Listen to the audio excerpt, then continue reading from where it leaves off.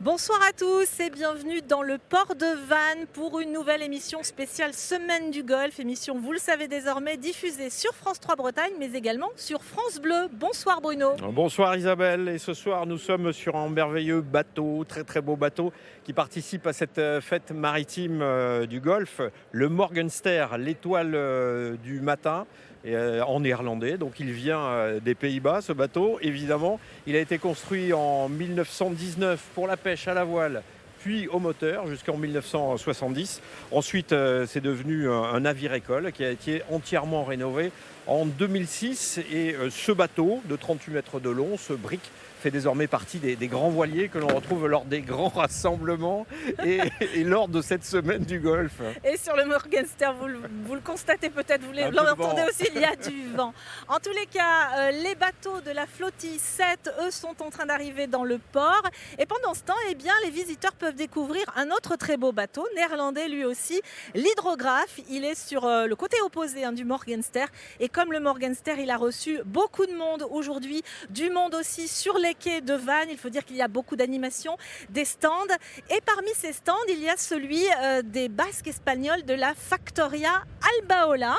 Ils nous viennent de Pasaia au Pays Basque espagnol. Et si vous avez eu la chance de venir dans le Golfe cette semaine, vous avez certainement aperçu la Patache Juanita Larando, un caboteur à voile et à rame avec lequel ils sont arrivés jusqu'ici. C'est Frédéric Collat qui nous le fait découvrir. Nous sommes à bord de Juanita avec Chabi, le président d'Albaola. Mais Juanita, c'est quoi, Chabi? Juanita, c'est notre patache, qui est une patache basque du XVIIIe siècle que nous avons reconstruit il y a 2 ans à Pasaia. Et parce que nous avons créé un chantier naval, musée maritime, école de charpente de marine internationale. Alors, ce bateau, c'est un bateau principalement à la rame et à la voile, pas de moteur. Hein. Oui, voilà, c'est les spécialités du Pays Basque, ce sont les voiles avirons. Parce que chez nous, puisqu'on est dans le fond du golfe de Gascogne, c'est pas très venteux, ou alors le vent ne sont pas très réguliers. Alors, les marins-pêcheurs, les petits caboteurs comme celui-ci, eh bien, il fallait qu'ils aillent en mer, quelquefois à la rame, parce qu'ils ne pouvaient pas faire autrement. Dès que le vent soufflait, bien sûr, ils étaient prêts pour hisser les voiles et partir au large à toute vitesse. Combien de rameurs? Parce que le bateau est lourd. Hein. Oui, il est lourd parce que le bateau lui-même, il pèse 7000 kilos.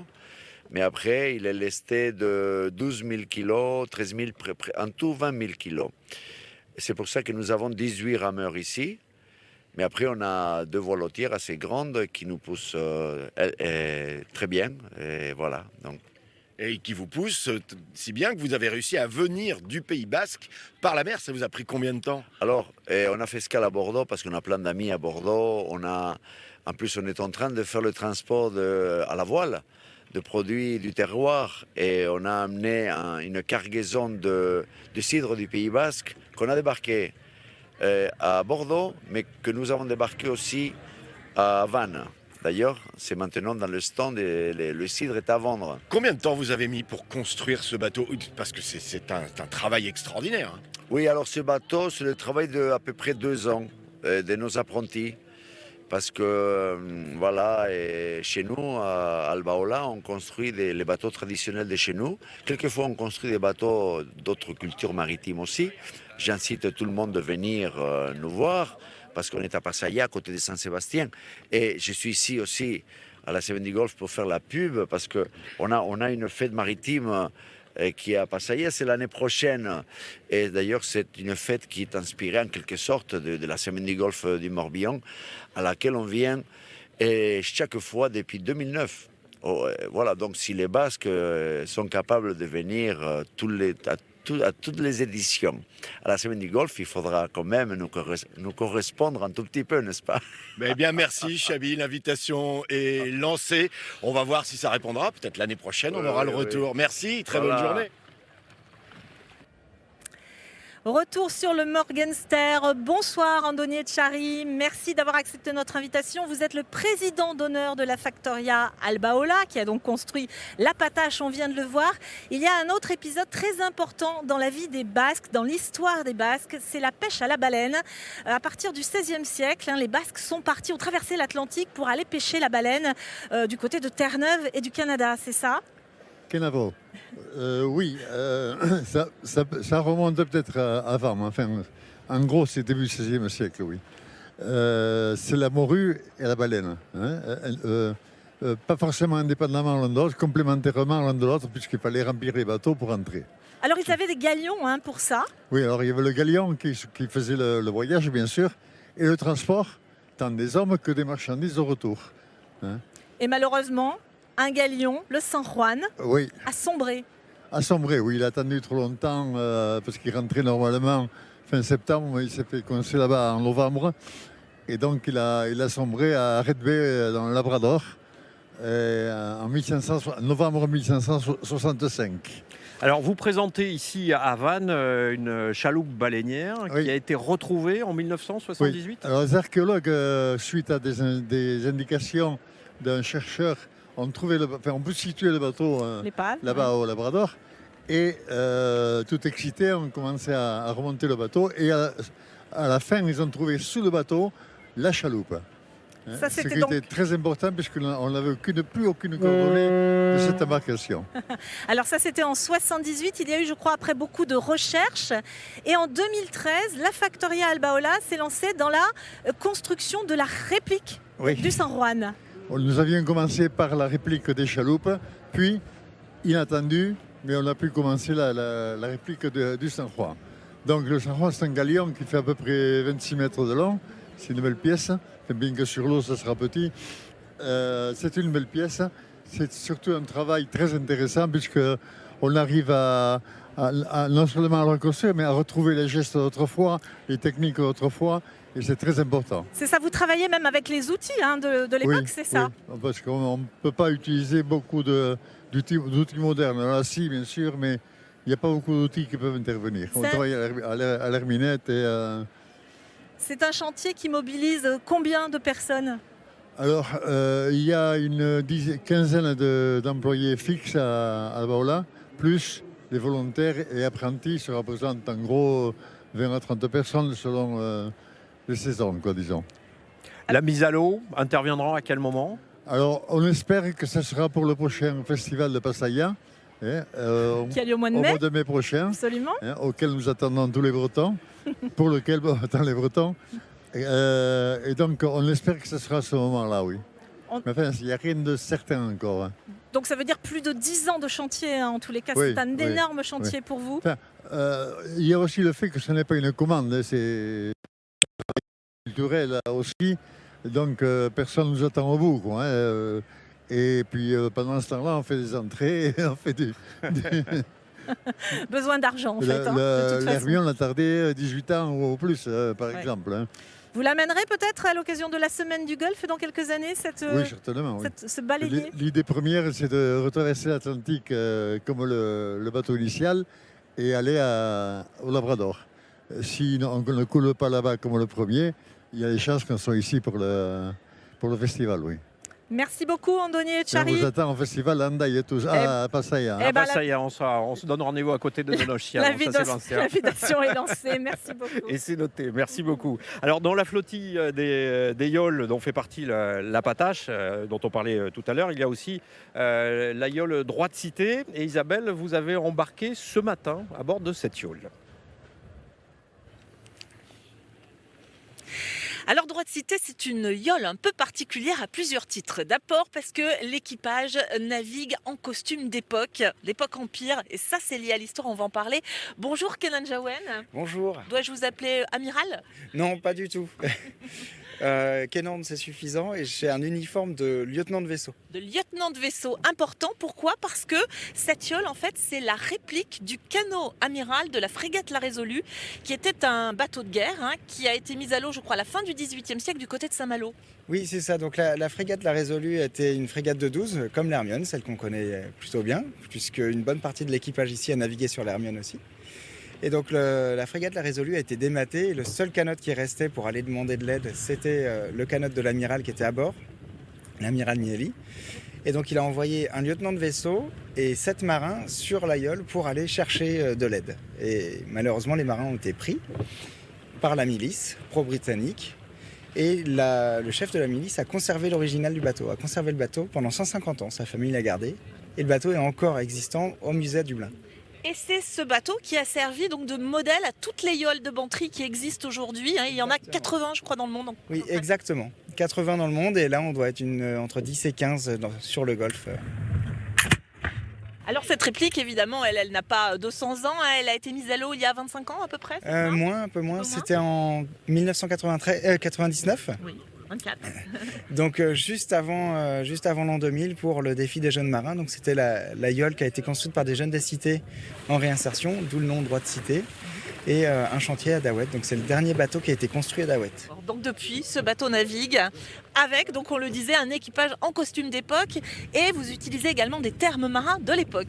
Exactement, donc ça c'est la discipline qu'on a eue un peu sur l'Hermione et que j'aime beaucoup, et la recherche aussi qu'on a faite. J'ai lu toutes les archives sur l'expédition d'Irlande, beaucoup d'archives sur cette époque-là, beaucoup de vocabulaire technique, et du coup on utilise les tenues d'époque et le vocabulaire d'époque de manière à vraiment coller à l'histoire de ce genre de bateau. On choque partout, on choque la grand voile, amène la misette, amène la drisse. Et on change de vent. C'est facile de trouver un équipage qui adhère? Alors c'est pas toujours facile, mais j'ai de la chance avec un très bon vivier sur les bateaux sur lesquels j'ai navigué, de personnes très sympathiques, très motivées et qui n'hésitent pas à se mettre dans le bain et à jouer le jeu. Dernière chose, je crois que vous avez en projet de traverser la Manche. Oui, on a un projet typiquement 18e et 19e siècle, aller visiter nos Anglais, nos amis les Anglais. On va toujours à la mer ensemble, jamais du même côté. Donc là, on voudrait traverser la Manche de Kerlouan, le pays où je suis, jusqu'à la Cornouaille, jusqu'à Saint-Eustelle. On voudrait aller dans le petit port de Charleston. D'accord, donc un beau projet, ce sera quand, l'année prochaine?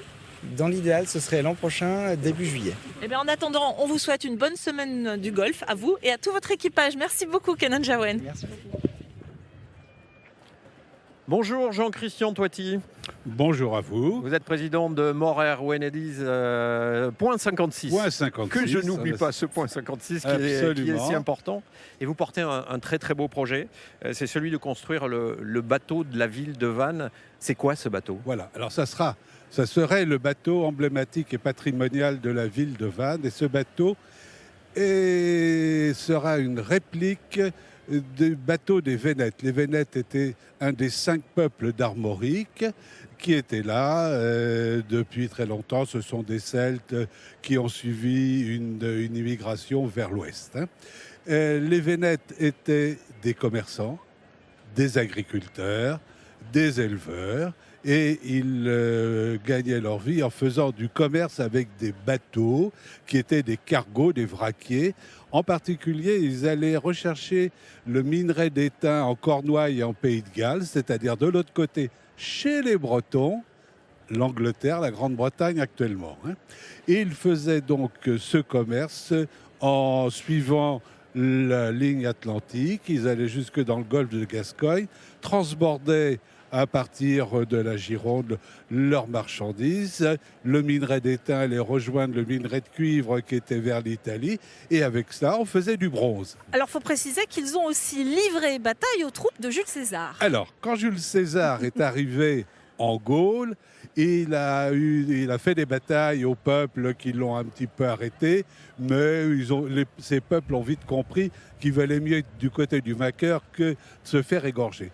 Par contre, les 5 peuples d'Armorique étaient des irréductibles Gaulois, irrésistibles, et n'ont jamais voulu lâcher prise.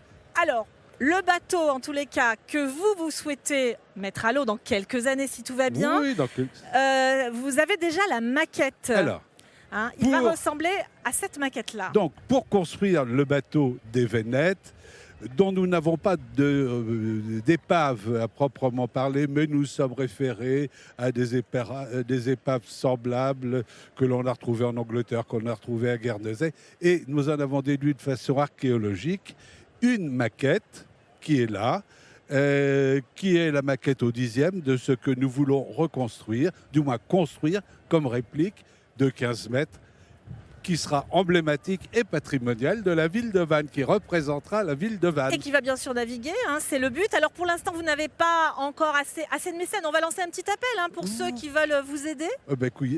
Criez très fort, s'il vous plaît, messieurs les mécènes, descendez, venez voir le patrimoine breton, venez nous aider. Mais nous demandons également à tous les habitants de Vannes et de la région, tous les Vénètes, Morbihan, c'est la région des Vénètes. Venez sur notre stand et vous allez pouvoir participer à donner un nom à cette réplique. Voilà. Il n'est pas encore choisi. Non, le nom n'est pas encore choisi. Nous allons voir, nous allons dépouiller et voir quel est celui qui revient le plus fréquemment. Voilà, donc on espère voir ce bateau à l'eau dans quelques années. On en reparlera. Merci beaucoup, Monsieur Toiti, d'avoir été avec nous pour nous parler de ce projet. Alors, beaucoup d'animations, on le disait aujourd'hui sur les quais du port de Vannes, d'ailleurs tout près aussi de votre stand. L'occasion de découvrir aussi les stands des pays invités cette année à la Semaine du Golfe, la Croatie, l'Irlande, mais aussi l'Italie, par exemple, avec l'association vénitienne Arzana. Des Vénitiens qui étaient déjà venus il y a 4 ans et nous les avions rencontrés à l'époque. Petit retour en arrière. Le chenal du port de Vannes a des petits airs de Grand Canal de Venise depuis plusieurs jours. Quelques gondoles, mussines et autres ballotinas glissent nonchalamment entre les berges en promenant quelques visiteurs enthousiastes. Moi, ce qui m'a impressionné, c'est la vitesse. En fin de compte, ça bouge pas. On les voit à peine ramer et on voit que ça défile. Ça va très très vite, c'est bien, c'est super, agréable. Ce sont des Italiens présents aux Fêtes maritimes de Brest en 92 qui ont l'idée de créer Arzana, une association qui se donne pour mission de redonner le goût de la rame à des Vénitiens épris de bateaux à moteur. Il y a plusieurs bateaux qui sont en train de disparaître. Ça veut dire les gondoles, oui, il y a le tourisme qui amène de l'argent et donc permettent aux gondoles de continuer à être construits. Mais il y a d'autres bateaux qui sont disparus et d'autres qui n'en restent juste qu'un exemplaire. Et on protège ça, on garde ça, on restaure ça. Et Arzana n'est pas venue seule. Elle a amené avec elle un groupe d'artisans qui est le dernier bastion de la conservation de ce patrimoine, l'association El Felze. En tout, une dizaine de métiers, comme ce sculpteur sur bois. Chaque gondole a ses propres pièces personnalisées. Il y a toujours des pièces différentes. Par exemple, vous voyez ici le lion de San Marco, qui est le symbole de Venise, qui est très différent de l'autre chimère, parce que chaque gondolier veut que sa gondole soit différente.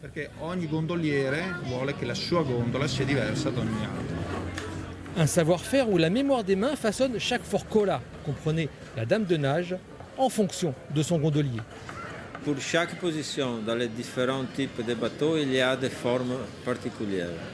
En plus, ces formes-là sont personnalisées selon la taille du rameur.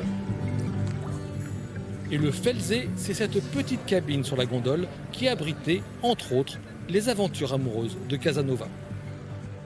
Voilà, c'est la fin de cette émission de France Bleu et de France 3 réalisée depuis Vannes à bord du Morgenster. Demain, nous serons à Port-Blanc, avant donc la grande parade qui est le moment très important de cette semaine et ce sera pour samedi. Absolument Bruno, et on va se quitter en musique avec le concours des bagadous de 5e catégorie qui était organisé aujourd'hui au pied des remparts de la ville de Vannes.